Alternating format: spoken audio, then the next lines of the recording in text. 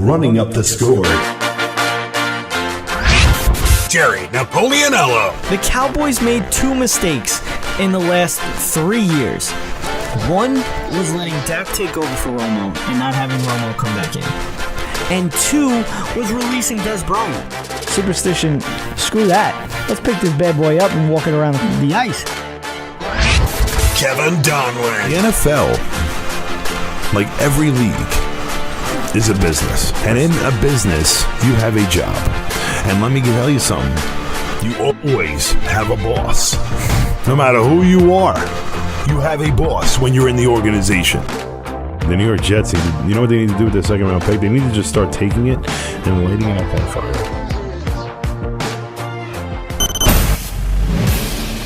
This is Running Up the Score, your one-stop spot for all things sports. Join in on the conversation by calling in at 605-562-7085. Now here's your hosts, Jerry Napoleonello and Kevin Donlin. All right, it's time to run up the score. Running up the score with Jerry Napoleonello and Kevin Donlin. 605-562-7085. Press 5 to be heard live. First, go to SeatGiant.com and type in RUTS Sports to save on tickets. We got a great show ahead of us. I'm excited about it because there is so much to get to. I mean, we actually really haven't done a actual live show that wasn't really technically a podcast for SportsCastr. So we haven't done our Saturday show in a very long time. Yeah. And almost, I think it's like 4 weeks. So I'm excited to get into this. We're on SportsCastr Live right now, and we're going to discuss mainly one of the big things in the NFL. Obviously, the NFL draft is coming up on Thursday, and as we said a couple of weeks ago, Running Up the Score, we'll be doing a draft show. We'll be doing a mock draft. We'll be sitting there along with you talking NFL draft, so we're excited about that. But the Seattle fans are excited because there were rumors that Russell Wilson was kind of ruffling some feathers, saying maybe he would be demanding a trade if he wasn't given the contract that he felt he deserved. And it came down to the wire. That night that he wanted it done, it got done. 4-year extension. And Seattle gets to keep their guy.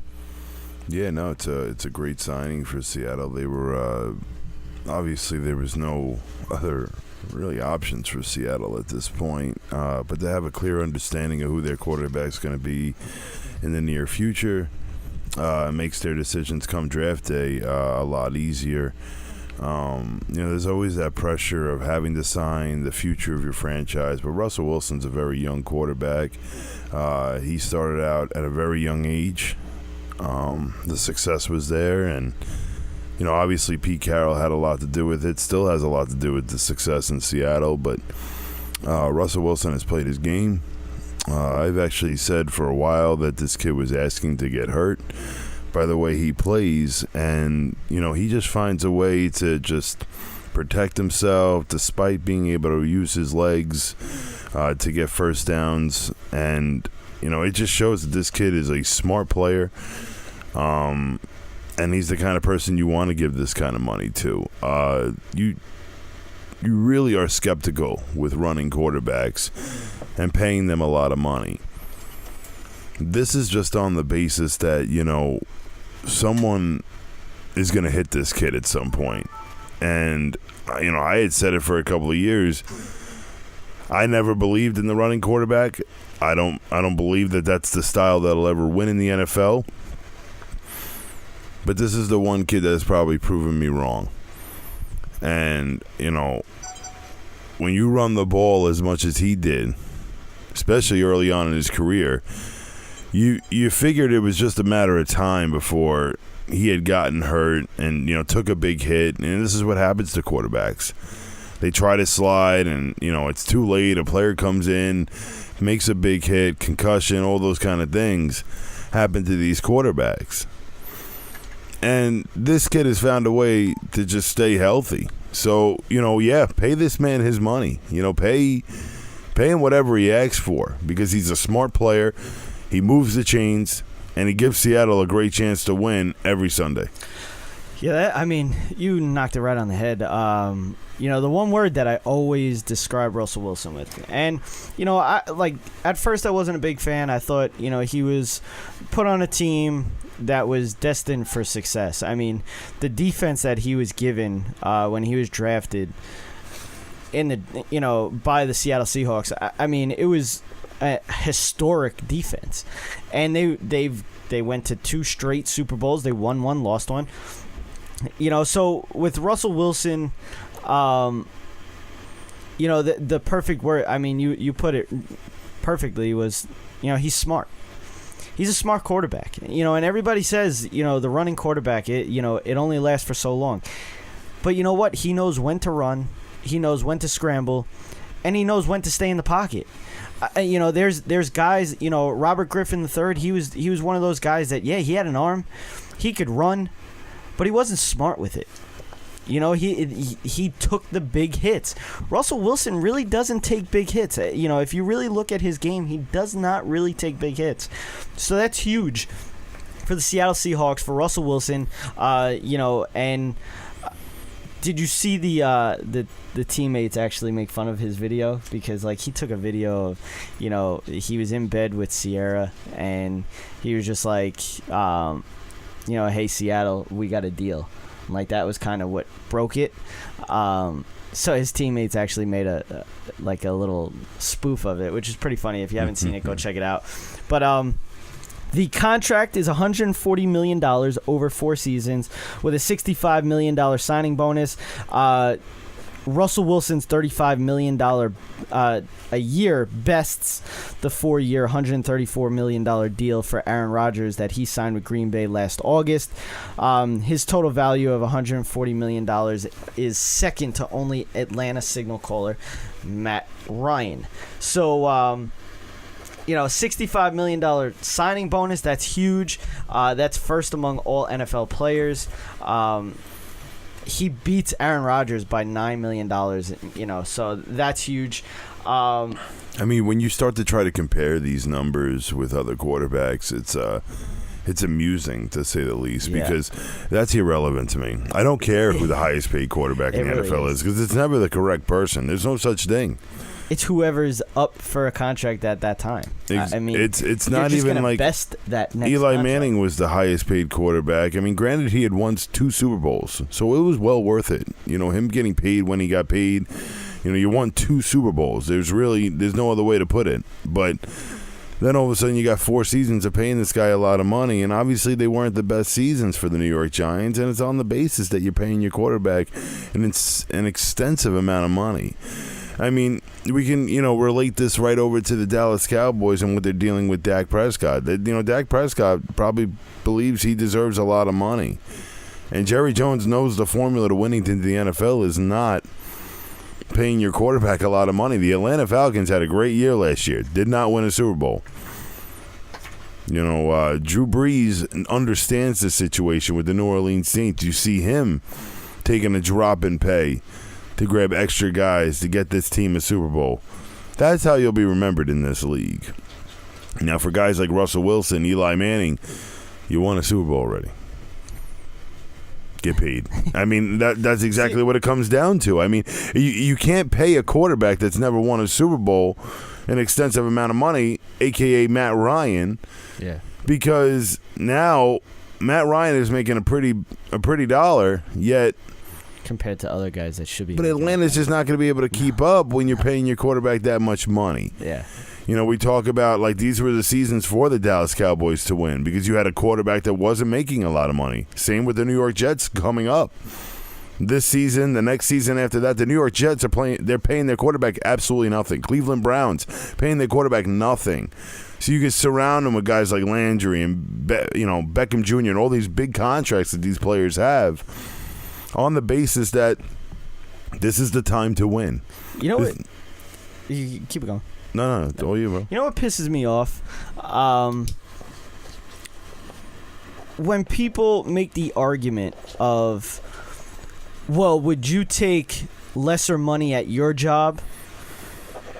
Why should he take lesser money? Oh, I'm not critiquing it at No, all. I mean, I'm just saying the way it is. I'm not saying. Hey, go get paid. I mean, if my job wanted to pay me as much money as possible, I would never take a pay cut a day in my life. So I understand where that's coming at. I'm not critiquing or anything. I'm just letting, everyone understand how this really works. This is, the time for Seattle to win was the last 4 years ago. Yeah. Now that you paid your quarterback a lot of money, good luck. Because it's going to be very difficult to build a team around a guy making that much money at the quarterback position. It just really is that difficult. And, I mean, Seattle could see it as great news, like you said it in the beginning of the show. But, from an outside source, from an outside perspective, I should say, I don't think this is great news for Seattle at all. It's great news for Russell Wilson. Well, you know what? It wasn't great news for Seattle when they had to start signing Richard Sherman, Cam Chancellor, all those guys. That's when the downfall of the Seattle Seahawks started. It just so happened that Russell Wilson was the last one to get paid. But, just the argument, and, like I was saying, it just pisses me off because, I'm not even talking about you. I saw it on Twitter. Like, people were complaining, oh, why is he, like, people complaining about the contract and this and that. And then it's like, well, would you take lesser pay or a pay cut at your job? Well, first of all, our jobs, everybody's regular job, doesn't have a salary cap. Okay? And we're not making $5 million on a low-end contract. Like, it's absurd to me that people actually make that comparison. It has nothing to do with it. Russell Wilson probably should take, these quarterbacks and these guys should take lesser money if they want to win a championship. Because you know what? You do have a salary cap. And you know what? When you make that kind of money, you make that top record type of money, you're not going to be able to get much guys around you. Well, it's not about whether Russell Wilson wants to win a championship. Because he already has. But there's no reason for him to really. I mean, he needs to care about that, of course, or show that he cares about it. But these burdens fall on the GMs of all these National Football League, teams. And when you see the negotiation tactics that go into these signings, and you see that something needs to be understood within the signing of a contract. And the problem is the players have too much power these days and the ability to leave and say no, and especially after everything we talked about with Le'Veon Bell and how that all worked out. You want to give these guys an understanding on the money they're making. You want them to understand that, hey, listen, you're going to get paid a lot of money, but you understand how this works with the rest of this team. You make more money than anybody else on this team, so you better go out and play like it. And that's where the pressure comes into play. Like, all these players, like, oh, I'm good enough for all this money. It's one thing to make the money, and the next thing is to, be able to perform to the extent of what you're getting paid for. And, we've seen it in baseball. We're seeing it in football now. Matt Ryan gets critiqued every season. Not because he's not playing the best football of his career, but you're the second, third highest player in the NFL. You need to play like it because there's a demand now because of how much money you make. But you've caused this. And like you said, these are millions upon millions of dollars, folks. Like, taking a discount on millions of dollars is a big difference from me taking a discount back at home, with my job. So, when you read this stuff on Twitter, it's just what Twitter's turned into. You got people out there that, want to say not nice things about people through a computer. It's amazing to watch. I bet you this guy's probably antisocial. I mean, that's what happens to these people. They get stuck in their computers, and someone took notice of a tweet like my co-host, and this guy feels like the man. But you're still sitting in a living room. You're in your own house. Like you're not the man, bro. You just That's the thing. Like you're critiquing from behind a computer screen. You can't compare our regular person job compared to being an NFL player. It doesn't work like that. Like I said, not every job, well, none of our jobs have a salary cap, okay? So it's not going to be like, oh, well, you know what? That guy has a better education. That guy has better experience. So we're going to pay him top dollar. But that means I'm not going to be able to pay you as much. No, it doesn't work like that. If you're a higher up, you get paid the way the higher up is. If you're not, if you're a regular, employee there, everybody's going to get paid the same. That's how it works in a regular job. It doesn't work like that in the NFL. Each player has a different contract. Each team has a salary cap. And you have to meet that salary cap. So if one guy's making 50% of that salary for the cap, you know what? I'm sorry, cornerback 3. You're only going to get $500,000. And you know what? That's a lot. They're going to play equal the amount of snaps as their quarterback. And, that's an issue the NFL and their GMs are going to have to work out. I mean, I'm not a GM, and I understand what it takes. And like I said, Seattle would be in absolute odds if they had lost Russell Wilson. So, he had leverage there. At that point, I think there needs to be an understanding. And I'm not saying, to give away, $20 million. But, you're the highest paid player in the NFL now. So you're going to have to perform with a mediocre offensive line. Your defense will be mediocre, to say the least, because you're losing a new defensive player every day in Seattle. And there's going to be a lot of turmoil. And it's going to happen. I mean, and I'm not saying Russell Wilson's not going to play great. He's probably going to continue to play great. He is a good player. But he needs help. You need help to win football. This isn't the NBA. Yeah. You need a team. And unfortunately for these NFL GMs, the quarterback position has taken such a demand that, unfortunately, it'll leave the rest of your team at odds. And, we'll see how it pans out for them. But, as a predict right here, predictor kind of thing, I don't see Seattle being relevant at all on the basis that, it's going to be hard to get guys to play here because, everybody wants to get paid. It's not just these quarterbacks. Absolutely. So that will do it for our first segment of our SportsCastr podcast. If you want to carry along with us, you can check us out. We're live on YouTube and Periscope. We're going to take a quick break, and we'll get into NHL playoffs, Tiger Woods winning the Masters. So a lot of stuff to talk about when we get back. Goodbye, SportsCastr, and we'll be back for everything else. For more Running Up the Score, go follow the show on Twitter and Instagram at RUTS Sports.